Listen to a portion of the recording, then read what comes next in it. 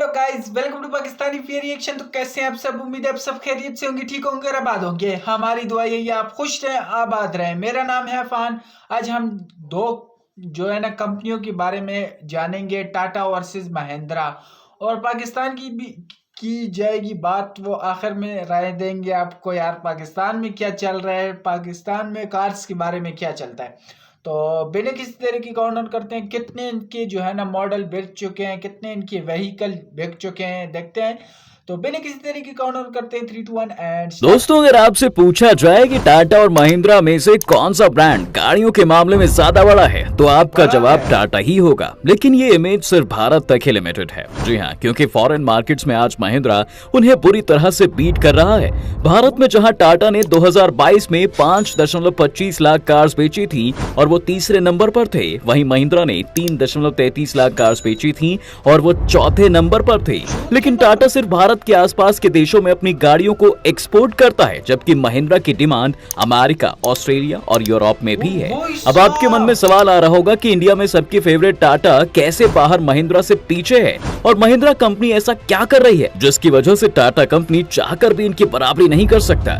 सबसे पहले दोस्तों, अगर हम इन दोनों कंपनीज के फॉरेन मार्केट की बात कर लें तो दोनों ही कंपनीज 100 से भी ज्यादा देशों में अवेलेबल हैं। लेकिन ये उनके ओवरऑल प्रोडक्ट्स की बात है। अगर हम सिर्फ पैसेंजर व्हीकल्स पर फोकस करें तो पाएंगे कि टाटा मोटर्स सिर्फ नेपाल, भूटान, बांग्लादेश और श्रीलंका में अपनी कार्स बेच रहा है, जबकि महिंद्रा का बिजनेस काफी फैला हुआ है।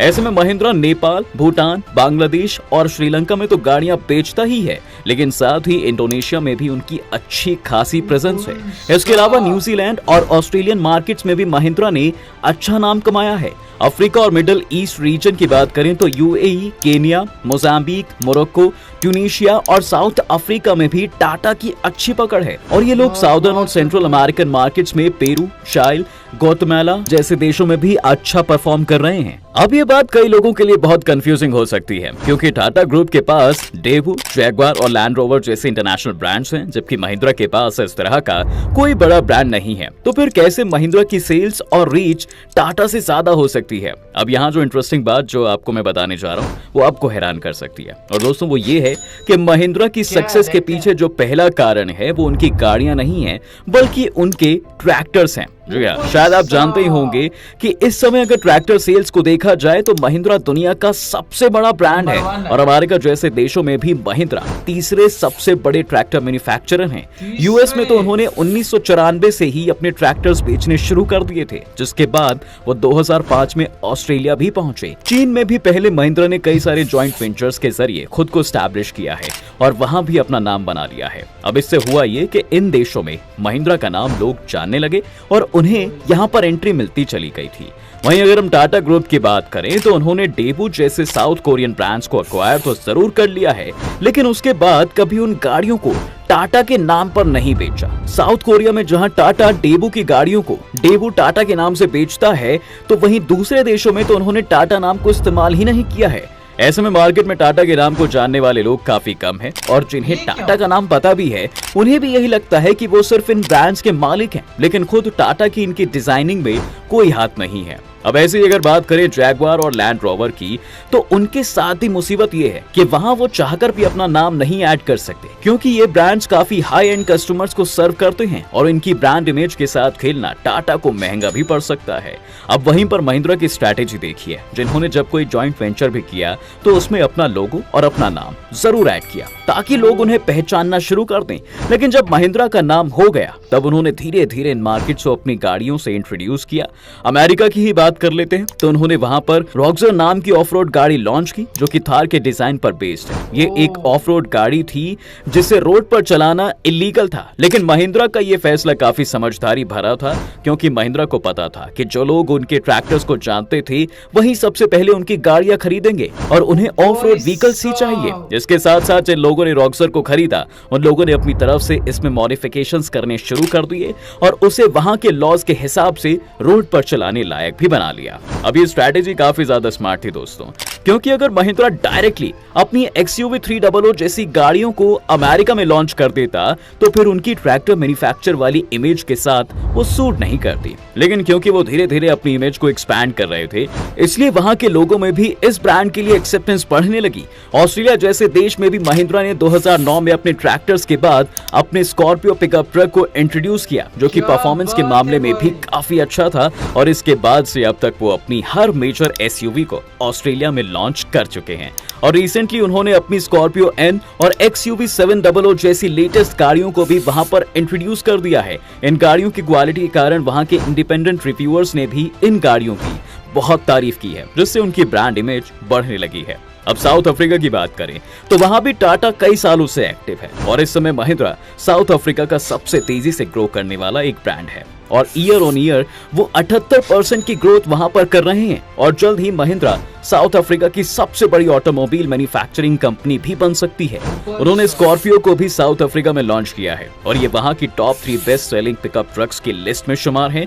महिंद्रा ने साउथ अफ्रीका की नीड्स को ध्यान में रखते हुए वहां स्कॉर्पियो पिकअप के कई सारे वेरिएंट्स लॉन्च कर दिए थे, जिसमें नॉर्मल पिकअप ट्रक से लेकर उनके एम्बुलेंस वेरिएंट्स भी शामिल हैं और अब वो वहां पर अपनी हाई एंड गाड़ियां भी बेचना शुरू कर रहे हैं। साउथ अफ्रीका में मिलने वाली गाड़ियों को भी उन्होंने इंडियन कार्स के स्टैंडर्ड पर ही बनाया है, जिस वजह से उनकी XUV 300 साउथ अफ्रीका की सेफेस्ट कार्स के लिस्ट में पहले नंबर पर आती है। इस एक्सपैंडेड बिजनेस का फायदा भी महिंद्रा को बहुत ज्यादा होता है, क्योंकि अब वो अपनी गाड़ियों की सेल्स के लिए इंडियन मार्केट पर डिपेंडेंट नहीं है और इसका सबसे बड़ा एग्जाम्पल उनका गेटवे पिकअप ट्रक है, जिसे इंडिया में बहुत ज्यादा पसंद नहीं किया गया था, लेकिन साउथ अफ्रीका और दूसरे मार्केट्स में आज भी ये काफी अच्छी सेल्स जनरेट कर रहा है। पर अकेले एक्सपेंशन ही उनकी सक्सेस का कारण नहीं है दोस्तों। जी हाँ, क्योंकि महिंद्रा के पास एक एडवांटेज ये भी है कि भारत में बेस्ड होने के कारण उन्हें बजट में रहकर अच्छी कार्स बनाना आता है, जिस वजह से महिंद्रा इन मार्केट्स में अपने कॉम्पिटिटर्स के बराबर या फिर उनसे भी अच्छी गाड़ियां बना रहा है। मतलब आप इसे ऐसे समझिए कि बेहद कम पैसों में वो लेटेस्ट और हाई एंड फीचर्स दे रहा है, जिसकी वजह से लोगों के लिए ये गाड़ियां ट्राई करना बेहद आसान है और बजट में है, क्योंकि कम कॉस्ट में कार बनती है तो कम पैसे लगते हैं, जो अपने आप कार को सस्ता कर देते हैं। इसके साथ ही महिंद्रा ने अपनी R&D पर भी काफी इन्वेस्टमेंट्स की हैं और उन्होंने बहुत सारे इंजीनियरिंग फर्म्स को या तो खुद बिल्ड किया है या खुद एक्वायर कर लिया है। इसका एक उदाहरण आपको महिंद्रा एडवांस डिजाइन यूरोप या मेड के रूप में मिल जाता है, जो कि एक इंटरनेशनल फर्म है और यूके में बेस्ड है और इस फर्म की मदद से वो लोग इस तरह के डिजाइन बनाने में कामयाब हुए हैं जो इंटरनेशनली एक्सेप्टेड हैं। आज से कुछ वक्त पहले जहां महिंद्रा की सबसे बड़ी डिसएडवांटेज उनके बोरिंग और आउटडेटेड डिजाइन हुआ करते थे, अब मेड की मदद से वही डिजाइन दुनिया भर में तारीफ बटोर रहे हैं। अब एक आखिरी सवाल आपके मन में ये भी आ रहा होगा दोस्तों कि अगर महिंद्रा की ये स्ट्रैटेजी इतनी ही अच्छी है तो आखिर टाटा ने इसे कॉपी क्यों नहीं कर लिया। ये एक वाजिब सवाल है और इसका जवाब भी बहुत सिंपल है। सोचिए कि क्या आज से 10 साल पहले इंडिया में कोई टाटा की गाड़ियों की बात कर रहा था?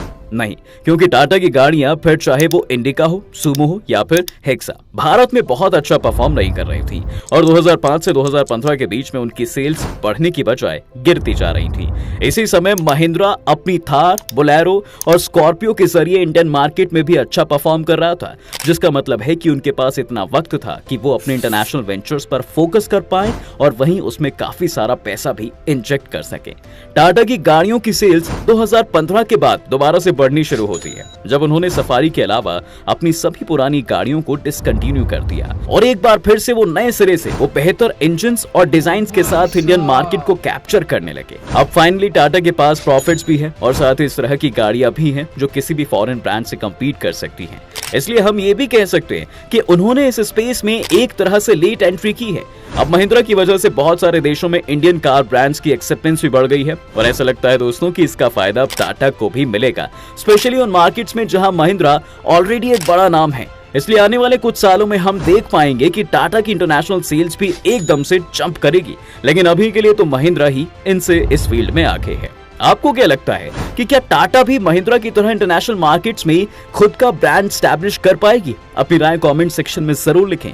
उम्मीद है आपको आज के इस वीडियो में काफी कुछ नया मिला होगा। अगर आपको ये वीडियो यार आपने देख लिया कि पाकिस्तान इंडिया जो है ना वो अपने ब्रांड की जो है ना, मैं तो समझ रहा था सिर्फ ये इंडिया में हो जो है ना इनका ब्रांड चल रहा है, लेकिन अमेरिका जैसे मुल्क, यूएस जैसे मुल्क जो है ना वो भी चला रहे हैं, और ऐसी वैसी गाड़ी नहीं चला रहे कि आम गाड़ी जैसे हमारे पाकिस्तान में मेहरान चल रही हो, आम गाड़ी नहीं, जैसे उनकी जो है ना पुलिस वाली फौज हो गई, ये सारे ब्रांड जो है ना महिंद्रा और ये जो है ना वो चला रहे हैं। यार ये होती है पावर, ये होता है सब कुछ यार। मैंने जो है ना पाकिस्तान में आप चेक करो ना, एक टायर तक उन लोगों ने अभी तक खुद नहीं बनाया। टायर जो होता है गाड़ी का, सिर्फ एक टायर भी नहीं बनाया।